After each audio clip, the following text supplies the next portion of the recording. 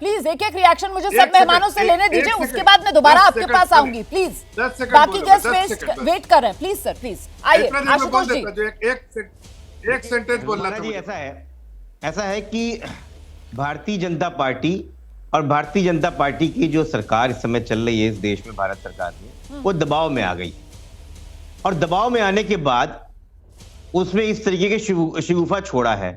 और मैं अगले वक्त में बताऊंगा शिगुफा क्यों है और दबाव क्यों है। पहले दबाव, कल जिस प्रकार से एक नया अध्याय मोदी और अडानी के बीच में संबंध उजागर हुए, गार्जियन और फाइनेंशियल टाइम्स में नई नई रिपोर्ट निकल के आई, उसके बारे में दबाव वो भी है कि अक्साई चीन का वो हिस्सा जिसने चाइना ने अपने हिस्से में दिखाया है मैप पे, उस पर लाल आंखें ना दिखा पाना। दबाव ये भी है कि इंडिया अलायंस की लगातार तीसरी सक्सेसफुल बैठक हो रही है। पिछली बार तो इन्होंने एनडीए की बैठक बुला ली, इस बार तो कहा एनडीए की बैठक नहीं होगी, महाराष्ट्र में एनडीए की बैठक बुला के रखा। तो किसी तरीके से पूरे देश की 140 करोड़ की जनता का ध्यान डाइवर्ट करना, ये मेन मकसद है शिवुआ। कम से कम कुछ नहीं तो 18 तारीख तक इस बात पे उहापोह होती रहेगी। इस बीच चीजों को संभालने की कोशिश करेंगे। ठीक है, लेकिन राजीव रंजन जी, मैं पलटकर सवाल आपसे ये पूछूंगी कि यहाँ पर आशुतोष जी जिस तरीके से गिना रहे हैं कि साहब सरकार दबाव में क्यों है, ये मैं आपको बता देता हूँ। पलटकर विपक्ष से मेरा सवाल ये है कि सरकार दबाव में कहाँ है? ये वन नेशन वन इलेक्शन के बाद तो ऐसा लग रहा है इंडिया गठबंधन दबाव में आ गया है sir. One nation one election की बात होती है, इंडिया गठबंधन की तरफ से कहा जाता है साहब ये चुनाव नहीं करवाने वाले, ये तो चुनाव टालना चाह रहे हैं, ये तो चुनाव ना कराने के खिलाफ साजिश है। राजीव जी देखिए, ये कोशिश है, उन्होंने अपनी ओर से एक एजेंडा सामने रखा जिसके ट्रैप में देश का जो विपक्ष है उस घेरे में फंसने के लिए तैयार हो जाए। लेकिन विपक्ष के पास जो नेताओं का समूह है, अनेक कार्यकाल पूरा करने वाले मुख्यमंत्री और अनेक राज्यों का जो काफ़ी उनके बड़े जो नेता हैं, बड़े दलों के नेता हैं, वो आज एक साथ आज आपको दिखे।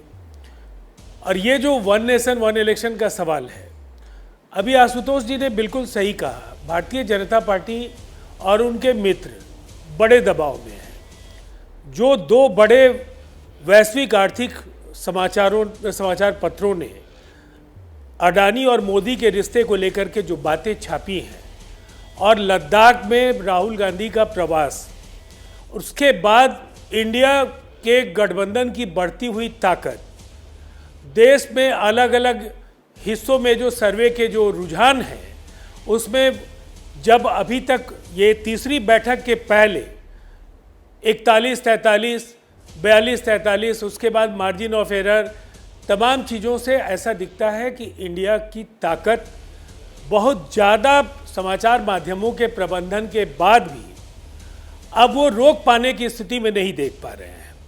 उन्होंने अपनी ओर से कोशिश की, कल से आज तक ये पूरी कोशिश रही कि कुछ ऐसे सवाल सामने रख दिए जाएं जिन पर ज़्यादा चर्चा हो और इंडिया के बैठक से जुड़ी खबरों को वो जगह नहीं मिल पाए।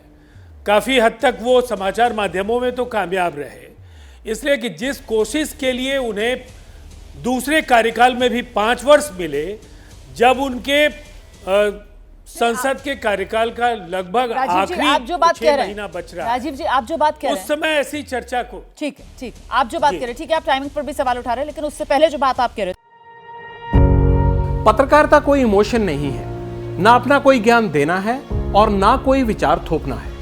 पत्रकारिता क्या है? पत्रकारिता का मतलब है सही जानकारी इकट्ठा करना और तथ्य बताना। पत्रकारिता आज जितने महत्वपूर्ण दौर में है, शायद पहले नहीं थी। इस दौर से निकलने के लिए सिर्फ सच दिखाने की जरूरत है, वो सच जो आपके हित को आगे रखे। इसलिए अब रात 9 बजे प्राइम टाइम नहीं होगा, ये आपका टाइम है।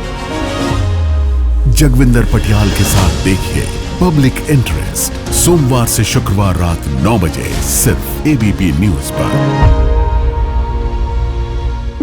एबीपी न्यूज आपको रखे आगे।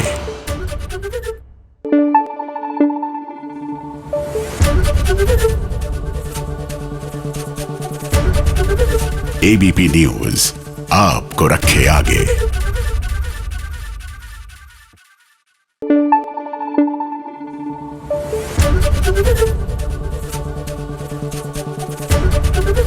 एबीपी न्यूज आपको रखे आगे।